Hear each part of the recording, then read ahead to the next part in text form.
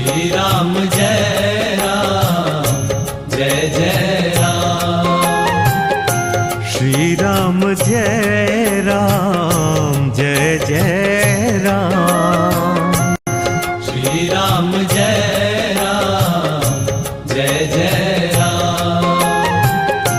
श्री राम जय राम जय जय राम। श्री राम जय राम जय जय राम। श्री राम जय राम जय जय राम। श्री राम सुतीक्षण जी के लिए तुलसीदास जी लिखते हैं, मन कम वचन राम पद सेवक, सपने हूँ आन भरोस न देवक, प्रभु आगमन श्रवण सुनि पावा, करत मनोरथ आतुर भावा। ऐसे परम प्रेमी भक्त श्री सुतीक्षण जी का प्रभु प्रेम एवं चरित्र सुनाने की कृपा करें।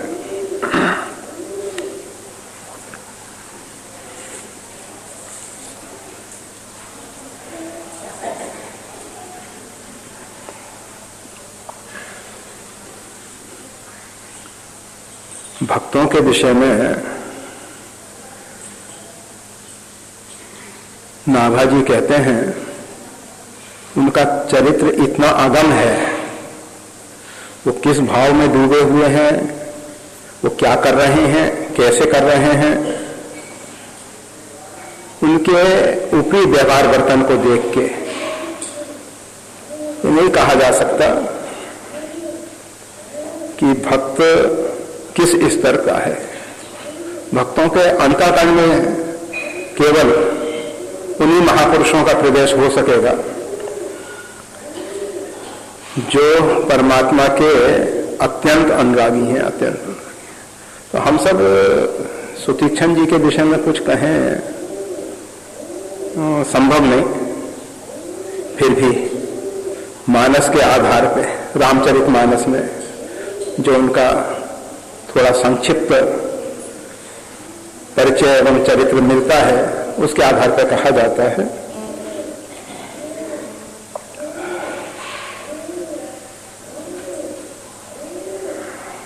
ऋषि अगस्त कर शिष्य सुजाना, नाम सुतीक्षण रति भगवाना। उनका परिचय गोस्वामी तुलसीदास जी दे रहे हैं। महर्षि अगस्त का एक परम सुजान, परम ज्ञानवान शिष्य है जिसका नाम सुतीक्ष्ण है।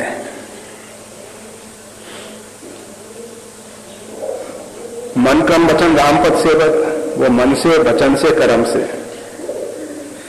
भगवान का सेवक है। सपने आन भरोस न देवक, स्वप्न में भी अन्य देवताओं के प्रति उसकी आस्था नहीं है।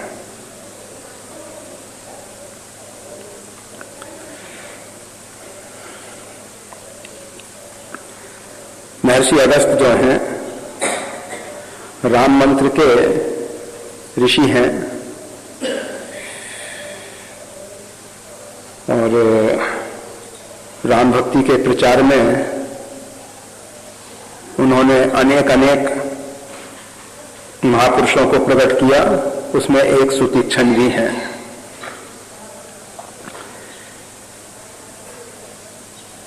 संसार में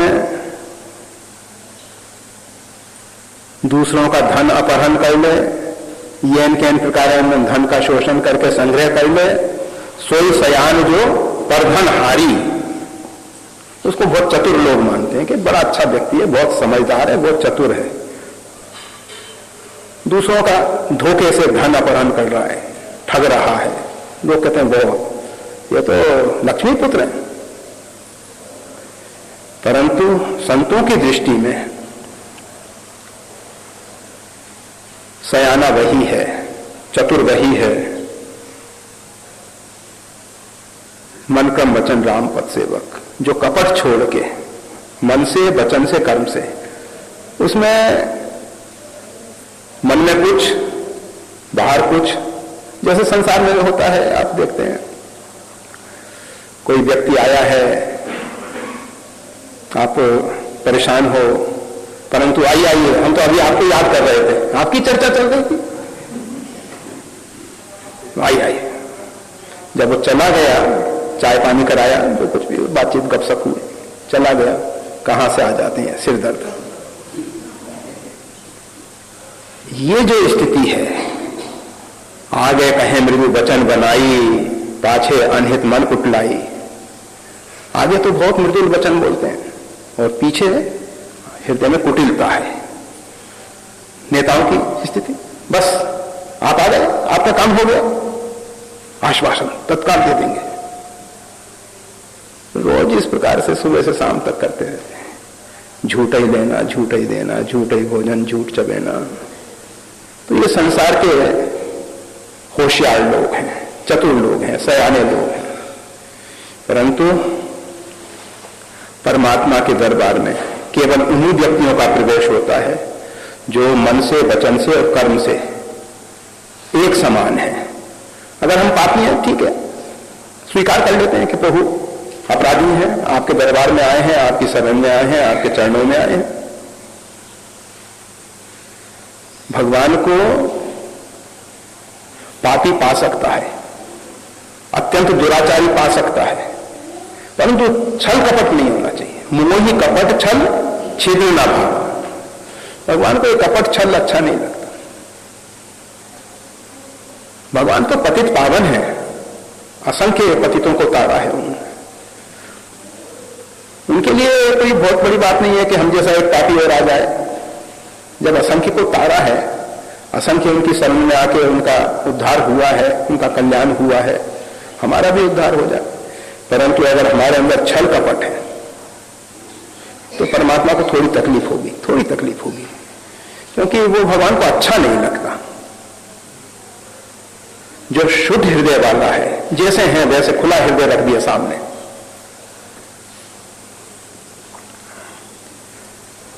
तो सुतीक्षण जी जो हैं, शुद्धांतःकरण वाले हैं, इनके हृदय में छल कपट नहीं है। ये परमात्मा के दरबार में पहुंचने योग्य हैं।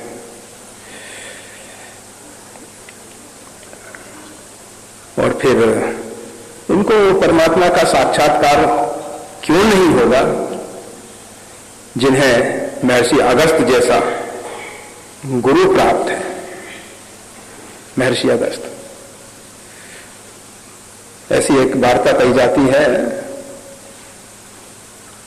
उत्तर भारत के सब ऋषि तराजू के एक पलड़े में बैठा दिए जाएं और दक्षिण का एक ऋषि महर्षि अगस्त, तो महर्षि का पलड़ा भारी है।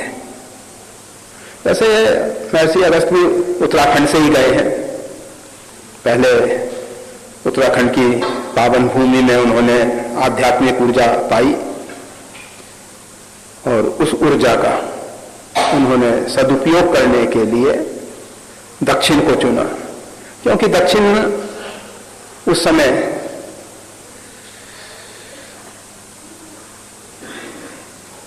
आध्यात्मिक क्षेत्र में काफी पिछड़ा हुआ था। और जो अनार्य लोग हैं, अनार्य उनको कहते हैं जो वैदिक संस्कृति को नहीं मानते। बाड़े खल बहु चोर जुआरा, जे लंपट पर धन पर दारा, मां नहीं मात पिता नहीं देवा, साधुन संकर बावई सेवा, जिनके ये आचरण हो मानी, ते जानो निष्ठर सब प्राणी। जो परधन लंपट हैं, चोर हैं, जुआरी हैं, माता पिता को नहीं मानते, देव संस्कृति को नहीं मानते, साधुओं से सेवा लेते हैं, साधुओं का भक्षण कर जाते हैं, ऐसे अनार्य लोग दक्षिण में काफी बढ़ चुके थे। उनके प्रकोप के कारण आर्य जो हैं भयभीत रहते थे। उनकी जो शिक्षण संस्थाएं हैं अर्थात गुरुकुल इत्यादि, उनमें हमेशा विघ्न होते रहते थे। स्वतंत्रता पूर्वक ज्ञान उपदेश नहीं दे पाते थे। ऐसी भयंकर स्थिति थी। उस समय महर्षि अगस्त ने निर्णय लिया। उन्होंने अपना कार्य क्षेत्र दक्षिण को बनाया और दक्षिण में जाके उन्होंने भारी क्रांति लाई, एक भारी परिवर्तन लाया। पुनः आर्य संस्कृति को जीवंत किया, जो मूर्छित अवस्था में थी उसको सचेत किया, जागृत किया। तो महर्षि अगस्त के शिष्य हैं सुतीक्ष्ण जी। सुना कि परमात्मा श्री राम वन में आए हुए हैं, दौड़े, चलो भगवान का दर्शन करेंगे। भगवान श्री राम जब वन में आ रहे हैं, चलना चाहिए। कुछ ऐसे भी बाके सिद्ध, चित्रकूट में एक बाके सिद्ध रहा करते थे, उनका स्थान है हनुमान धारा के ऊपर, बाके सिद्ध। वो कहते हैं कि अगर परमात्मा आए तो ठीक है, हम ऋषि हैं, हमारे पास आएंगे। अपनी एक निष्ठा है, अपनी एक भावना है। सबरी जैसा देने नहीं है, सबरी भी सुनती हैं कि परमात्मा श्री राम आए हैं वन में, परंतु मैं परमात्मा तक कैसे पहुंच सकती हूं? परमात्मा स्वयं यहां कृपा करेंगे। मेरे गुरुदेव ने ऐसी ही आज्ञा दी है और गुरु आज्ञा है, सुनिश्चित है कि परमात्मा को यहां आना ही होगा।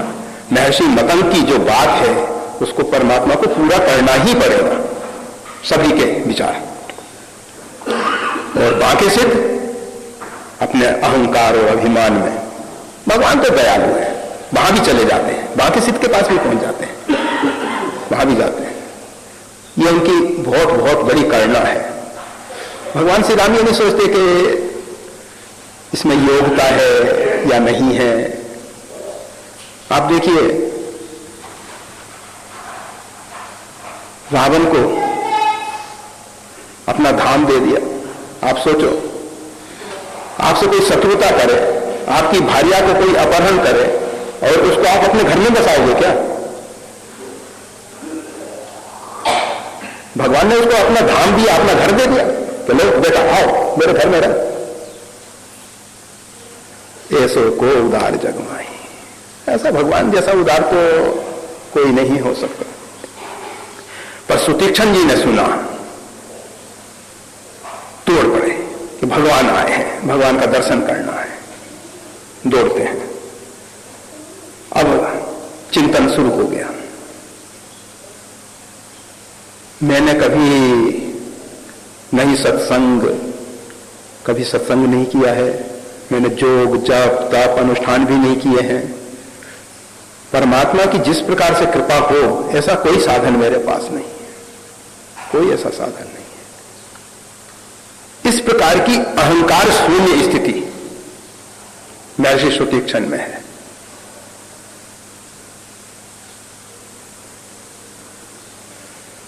तब तक एक आशा की किरण दिखाई देती है।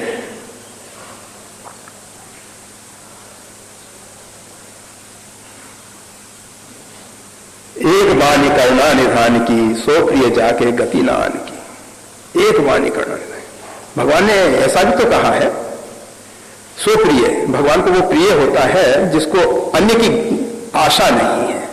आशा एक राम जी से, एक भरोसो एक बल, एक आस विश्वास। राम भरोसो राम बल, राम आस विश्वास। तो ऐसे जो भक्त हैं वो भगवान को प्रिय है। फिर गति आ जाती है, फिर दौड़ते हैं। अब तो नाचने लगते हैं। कबहों के नृत्य करे गुण गाई, अविरल भक्ति प्रेम, अविरल प्रेम भक्ति मुनि पाई। भगवान का जब उदार चित्र उनके सामने आया कि भगवान तो इतने उदार हैं, मेरे जैसे सठ पे भी दया कर सकते हैं, करेंगे, क्यों नहीं करेंगे। जब भगवान की वो छवि उनके सामने आई तो नाचने लगते, नाचने। अविरल प्रेम भक्ति मुनि पाई। और जब भगवान ने देखा कि महर्षि सुतीक्षण के अंदर प्रेम का प्राकट्य हो गया है, प्रेम की धारा जो है, प्रेम की रस धारा जो है प्रवाहित हो रही है। तो भगवान ने कहा कि इसमें तो अवगाहन करना ही होगा। भगवान साक्षात प्रेम स्वरूप है। परमात्मा जो है प्रेम की गंगा में स्नान करते हैं। भगवान ने सोचा कि इसके हृदय में प्रेम की गंगा प्रवाहित हो रही है, चलो उसमें अवगाहन कर लें, उसमें स्नान कर लें। हृदय में भगवान ने अपना दर्शन दिया और मुनि मद माज अचल हुई भैसा, बस मार्ग में ही वो अचल होकर बैठ गए। भगवान की रूप माधुरी का पान कर रहे हैं, दर्शन लाभ ले रहे हैं। तब तक भगवान श्री राम वहां पहुंच जाते हैं। मुनि ही राम बहु भांति जगावा, अनेक प्रकार से भगवान उनको जगा रहे हैं। सुतीक्षण उठो, तुम्हारे लिए आ गया हूं, परंतु जागना ध्यान जनित सुख पावा। ध्यान का जो आनंद मिल रहा है, मगन ध्यान रस दंड जुगै पुनि मन बाहिर कीन, ये ध्यान का जो रस है उसको महर्षि जी पा रहे हैं, उठते नहीं है। भगवान ने एक दूसरा प्रयोग किया, हृदय चतुर्भुज रूप दिखावा।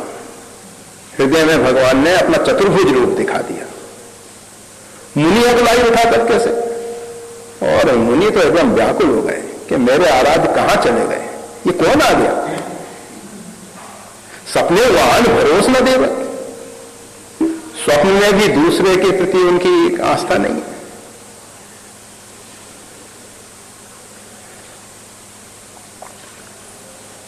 ऐसे जो भगवान के भक्त हैं उनको भगवान ज्ञान देते हैं। ऐसा नहीं है कि अपने भक्त को भगवान इसी स्थिति में रखेंगे, परंतु उस समय जब चतुर्भुज रूप भगवान ने दिखाया तो मुनि व्याकुल होकर उठ बैठे और सामने देखा कि भगवान श्री राम सीता जी के सहित खड़े हुए हैं।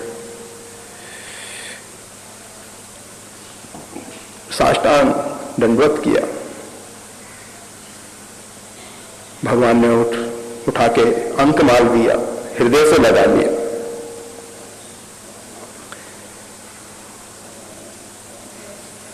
गोस्वामी तुलसीदास जी कहते हैं मुनि ही और भगवान श्री राम का जो मिलन है ऐसा प्रतीत हो रहा है जैसे स्वर्ण का वृक्ष जो है कमाल के साथ आलिंगन कर रहा हो। भगवान का श्याम वर्ण है और महर्षि जी का कनक वर्ण है। मतलब इतनी तपस्या की है, एकदम शरीर की जो कांति है कनक जैसी हो गई है, कुंदन बन गए। भगवान ने कहा वरदान मांगो, बहुत प्रसन्न हुए। मुनि कहा घर में कबहू न जांचा, भगवान मैंने तो कभी सोचा भी नहीं था कि मेरा ऐसा भाग्योदय होगा कि आपका साक्षात्कार होगा, आप मेरे से पूछेंगे कि वरदान मांगो। मैं तो नहीं जानता कि वरदान क्या मांगना चाहिए। हाँ, एक बात जरूर समझ में आती है, अगर आप मिल गए तो सब कुछ मिल गया। इससे बड़ा दान और क्या हो सकता है। आपको मैंने पा लिया, सब कुछ पा लिया, अब कुछ पाना शेष नहीं है। भगवान ने कहा अपनी तरफ से अचला भक्ति दी, अनपायनी भक्ति दी और कहा कि आपके अंदर ज्ञान और गुण दोनों निवास करेंगे।